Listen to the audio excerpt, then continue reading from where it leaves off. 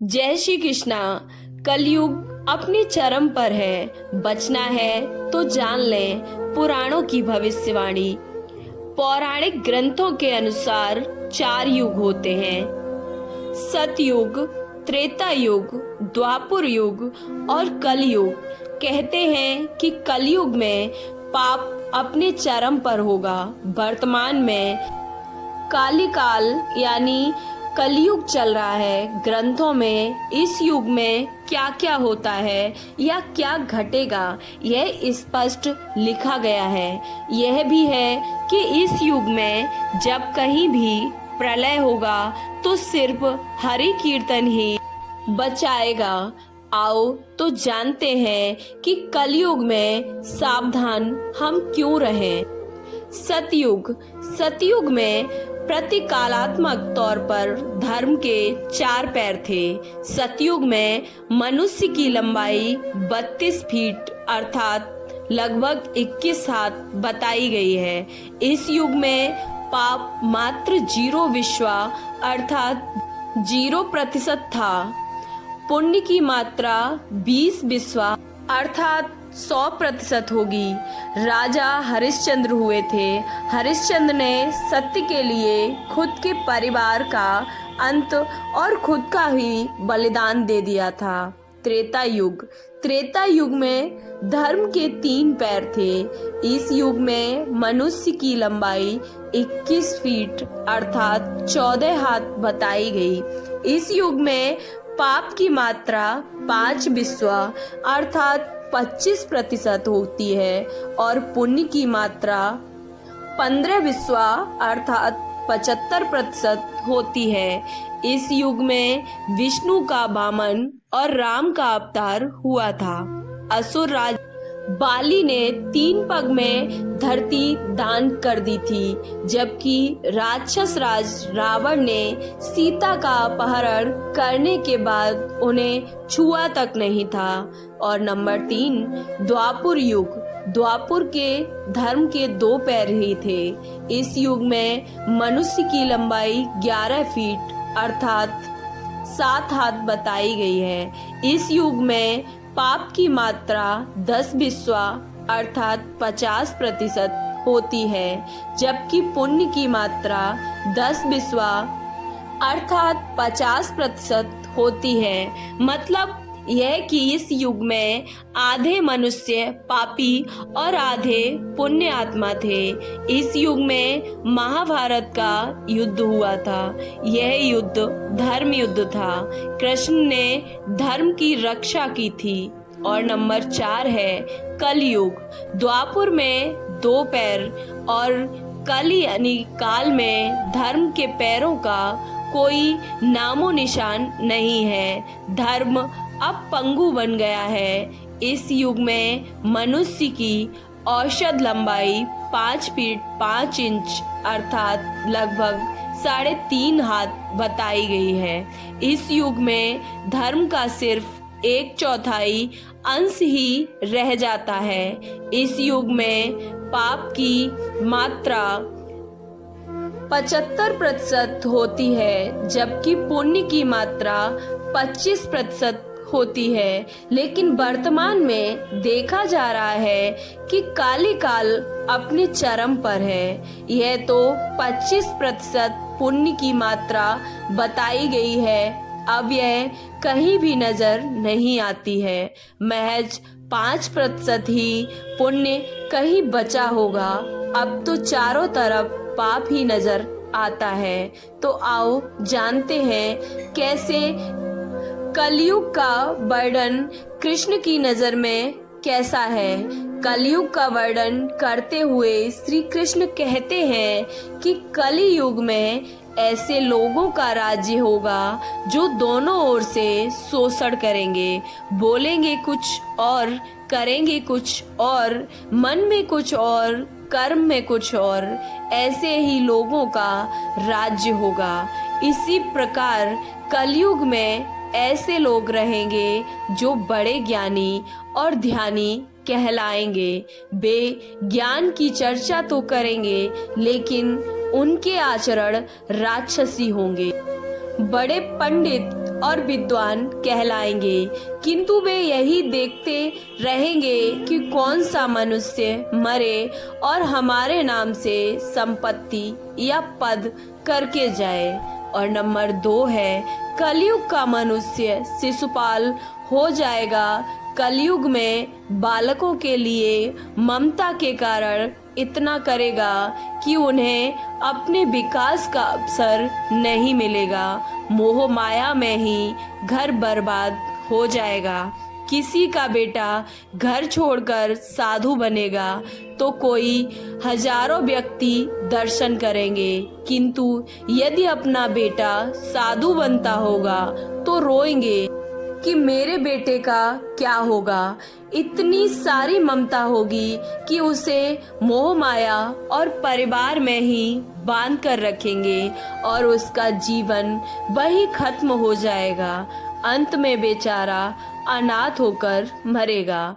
Number 3, कलयुग में धनाढ्य लोग लड़के लड़की के विवाह में, मकान के उत्सव में, छोटे बड़े उत्सवों में तो लाखों रुपए खर्च कर देंगे, परंतु पड़ोस में ही यदि कोई भूखा प्यासा होगा तो यह नहीं देखेंगे कि उसका पेट भरा है या नहीं।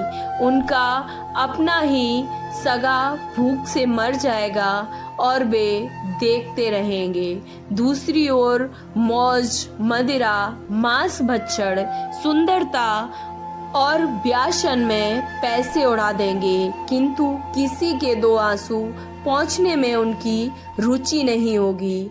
और नंबर 4, कलयुग में मानव का मन नीचे गिरेगा, उसका जीवन पतित होगा। यह पतित जीवन धन की सेलाओं से नहीं रुकेगा, ना ही सत्ता के वृक्षों से रुकेगा, किंतु हरि नाम के एक छोटे से पौधे से, हरि कीर्तन के एक छोटे से पौधे से मनुष्य जीवन का पतन होना रुक जाएगा। कलयुग का वर्णन पुराणों में है, कुछ इस प्रकार है। नंबर 1, पुराणों में लिखा है कि जो व्यक्ति संगठन या समाज में वेद विरुद्ध आचरण कर भारत की धार्मिक और सांस्कृतिक एकता को खंडित करेगा, उसका आने वाले समय में समूल नाश हो जाएगा। पुराणकार मानते हैं कि जैसे जैसे कलयुग आगे बढ़ेगा वैसे वैसे भारत की गद्दी पर वेद विरोधी लोगों का शासन होने लगेगा। ये ऐसे लोग होंगे जो जनता से झूठ बोलेंगे और अपने कुतर्कों द्वारा दूसरे की आलोचना करेंगे और जिनका कोई धर्म नहीं होगा। ये सभी विधर्मी होंगे। ये सभी मिलकर भारत को तोड़ेंगे और अंततः भारत को एक अराजक भूमि बनाकर छोड़ देंगे। ज्यों ज्यों घोर कलयुग आता जाएगा, त्यों त्यों सौराष्ट्र, अवंतित, अधीर, सूर्य और अवुर्ध और मलवा देश के ब्राह्मणगण संस्कार शून्य हो जाएंगे तथा राजा लोग भी शूद्र तुल्य हो जाएंगे। अपनी तुच्छ बुद्धि को भी सारस्वत समझकर कुछ मूर्ख ईश्वर की तथा धर्म ग्रंथों की प्रामाणिकता मांगने का दुस्साहस करेंगे। इसका अर्थ है कि इनके पाप जोर मार रहे हैं। और नंबर 3, जब तक सभी वेदों को छोड़कर संस्कार शून्य हो जाएंगे, तब सिंधु तट, चंद्रभाग तथा तटवर्ती प्रदेश, कौंतीपुरी और कश्मीर मंडल पर प्राय शूद्रों का संस्कार ब्रह्म तेज से हीन नाम मात्र के ध्वजों और म्लेच्छों का राज होगा। सबके सब राजा आचार विचार से मलेच्छ प्राय होंगे। वे सब एक ही समय में भिन्न भिन्न प्रांतों में राज करेंगे। ये सब के सब परले सिरे के झूठे, अधार्मिक, और संकल्प दान करने वाले होंगे।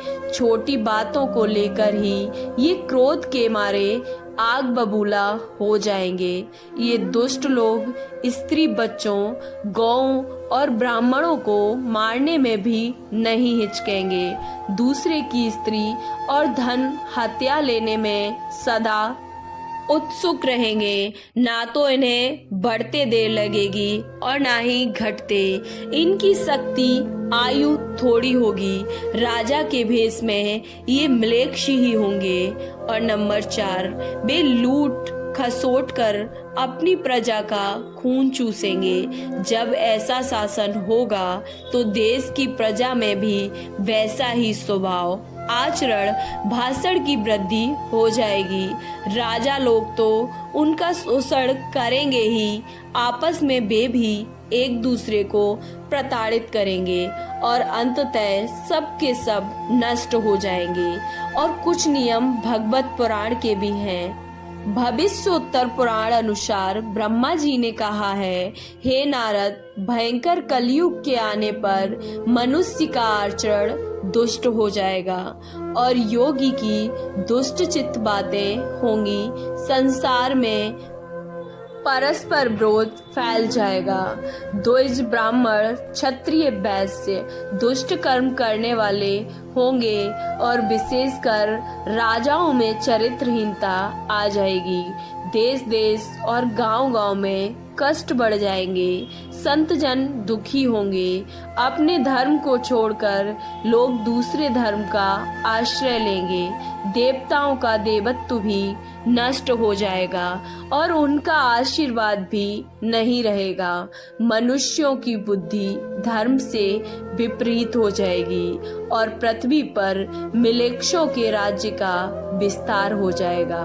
ऐसे ही महर्षि वेदव्यास जी के अनुसार कलयुग में मनुष्य में वर्ण और आश्रम संबंधी प्रवृत्ति होगी। वेदों का पालन कोई नहीं करेगा।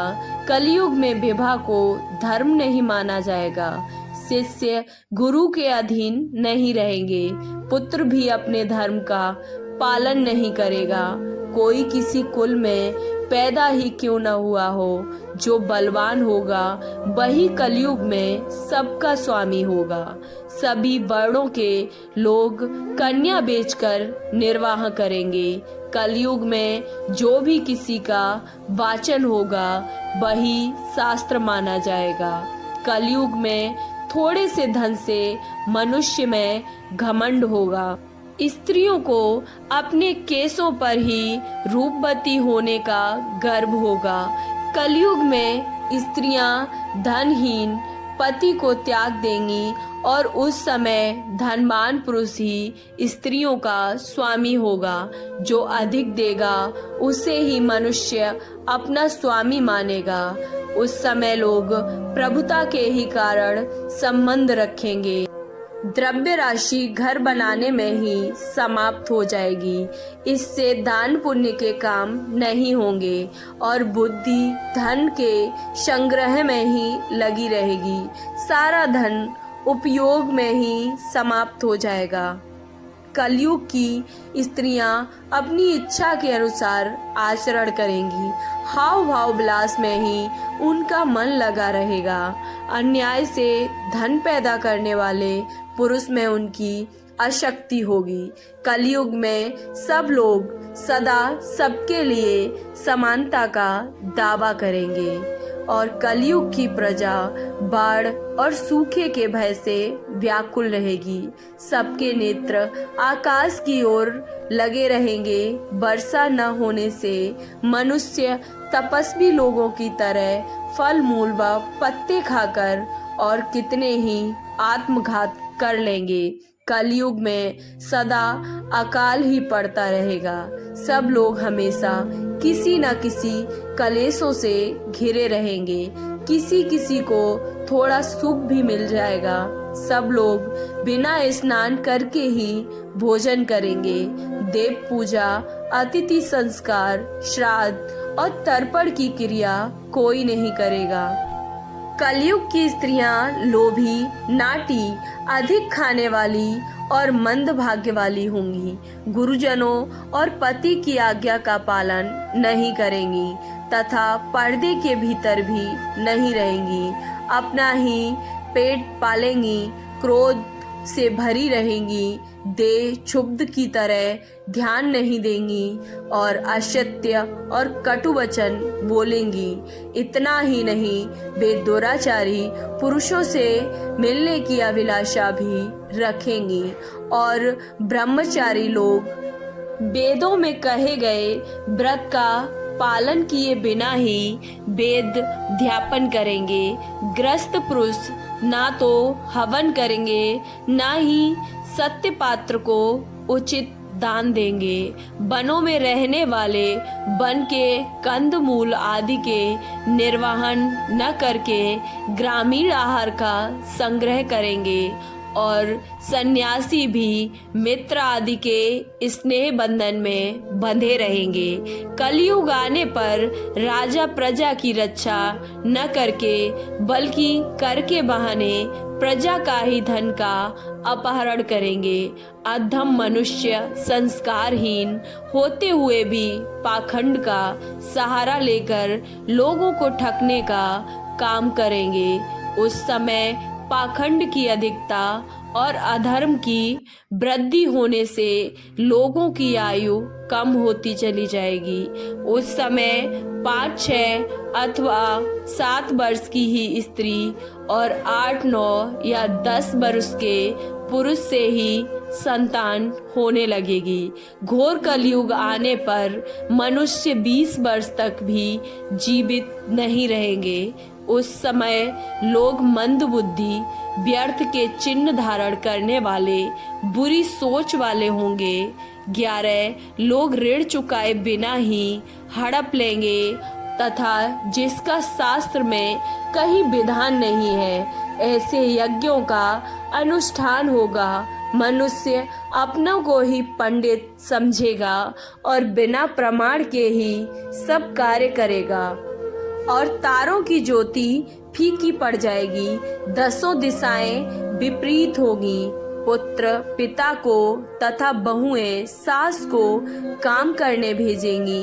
कलयुग में समय के साथ साथ मनुष्य वर्तमान पर विश्वास करने वाले, शास्त्र ज्ञान से रहित, दंभी और अज्ञानी होंगे। जब जगत के लोग सर्वभक्षी हो जाएं, स्वयं ही आत्मरक्षा के लिए विवश हों तथा राजा उनकी रक्षा करने में असमर्थ हो जाए, तब मनुष्य में क्रोध लोभ की अधिकता हो जाएगी। और 12 नंबर है, कलयुग के अंत के समय बड़े बड़े भयंकर युद्ध होंगे। भारी वर्षा, प्रचंड आंधी और जोरों की गर्मी पड़ेगी। लोग खेती काट लेंगे, कपड़े चुरा लेंगे, पानी पीने का सामान चुरा लेंगे। चोर अपने ही जैसे चोरों की संपत्ति चुराने लगेंगे। हत्यारों की हत्या होने लगेगी। चारों ओर से नाश हो जाने के कारण जनता का कल्याण होगा ही नहीं। युगांतर काल में मनुष्य की आयु अधिक से अधिक 20 वर्ष होगी। मनुष्य की औसत आयु 20 वर्ष ही रह जाएगी। 5 वर्ष की उम्र में ही स्त्री गर्भवती हो जाया करेंगी। 16 वर्ष में लोग वृद्ध हो जाएंगे और 20 वर्ष में मृत्यु को प्राप्त हो जाएंगे। इंसान का शरीर घटकर बौना हो जाएगा। ब्रह्म वैतर्य पुराण में बताया गया है कि कलयुग में ऐसा समय भी आएगा जब इंसान की उम्र बहुत कम रह जाएगी। युवा अवस्था समाप्त हो जाएगी। काली के प्रभाव से प्राणियों के शरीर छोटे छोटे, छीड़ और रोगग्रस्त हो जाएंगे। श्रीमद् भागवत के द्वादश स्कंद में कलयुग के धर्म के अंतर्गत श्री सुखदेव जी परीक्षित जी से कहते हैं, ज्यों ज्यों घोर कलयुग आता जाएगा, त्यों त्यों उत्तरोत्तर धर्म, सत्य, पवित्रता, क्षमा, दया, आयु, बल और स्मरण शक्ति का लोप होता जाएगा। अर्थात लोगों की आयु भी कम होती जाएगी। तब काली काल बढ़ता जाएगा। युग के अंत में जिस समय कल की अवतार अवतरित होंगे, उस समय मनुष्य की परम आयु केवल 20 या 30 वर्ष होगी। जिस समय कल की अवतार आएंगे, चारों वर्णों के लोग क्षुद्र बोने के समान हो जाएंगे। गौएं भी बकरिए की तरह छोटी और कम दूध देने वाली हो जाएंगी। और कलयुग के अंत में संसार की ऐसी दशा होगी कि अन्न नहीं उगेगा। लोग मछली मांस ही खाएंगे और भेड़ व बकरियों का दूध पिया जाएगा और गौ माता तो दिखना भी बंद हो जाएंगी, तो वह बकरी के समान ही दिखेंगी। एक समय ऐसा आएगा जब जमीन से अन्न उपजना भी बंद हो जाएगा, पेड़ों पर फल नहीं लगेंगे। धीरे धीरे ये सारी चीजें विलुप्त हो जाएंगी। गाय दूध देना बंद कर देगी। स्त्रियां कठोर स्वभाव वाली व कड़वा बोलने वाली होंगी। वे पति की आज्ञा नहीं मानेंगी। जिसके पास धन होगा उसी के पास स्त्रियां रहेंगी। मनुष्य का स्वभाव गधों जैसा दुस्साहस केवल गृहस्थी का भार ढोने वाला रह जाएगा। लोग विषयी हो जाएंगे। धर्म कर्म का लोप हो जाएगा। मनुष्य जप रहित नास्तिक व चोर हो जाएंगे। सभी एक दूसरे को लूटने में रहेंगे। कलयुग में समाज हिंसक हो जाएगा। जो लोग बलवान होंगे उनका ही राज चलेगा। मानवता नष्ट हो जाएगी। रिश्ते सारे खत्म हो जाएंगे। एक भाई दूसरे भाई का ही शत्रु हो जाएगा। जुआ, शराब, पर स्त्री गमन और हिंसा ही धर्म होगा। पुत्र पिता को और पिता पुत्र का वध करके भी उद्गमन नहीं होंगे। अपनी प्रशंसा के लिए लोग बड़ी बड़ी बातें बनाएंगे, किंतु समाज में उनकी निंदा नहीं होगी। उस समय सारा जगत म्लेच्छ हो जाएगा। इसमें संयम नहीं होगा, एक दूसरे हाथ को लूटेगा। कलयुग में लोग शास्त्रों से विमुख हो जाएंगे। अनैतिक साहित्य ही लोगों की पसंद हो जाएगा। बुरी बातें और बुरे शब्दों का ही व्यवहार किया जाएगा। स्त्री और पुरुष दोनों ही अधर्मी हो जाएंगे। स्त्रियां पतिव्रत धर्म का पालन करना बंद कर देंगी और पुरुष भी ऐसा ही करेंगे। स्त्री और पुरुष से संबंधित सभी वैदिक नियम विलुप्त हो जाएंगे। अंत में इस घोर कलयुग से बचने का एकमात्र तरीका यह है कि व्यक्ति को वेदों की ओर लौट आना चाहिए और हर समय हरि कीर्तन करके खुद को सुरक्षित रखना चाहिए। जो व्यक्ति धर्म से विमुख होकर रहेगा वह कभी भी अकाल मौत को प्राप्त नहीं होगा या हर समय दुखी और संकटों में नहीं घिरेगा। आपको ये जानकारी कैसी लगी? अच्छी लगी तो वीडियो को लाइक, चैनल को सब्सक्राइब करना ना भूलें और कमेंट बॉक्स में जय श्री कृष्णा अवश्य लिखें। जय श्री कृष्णा। राधे राधे।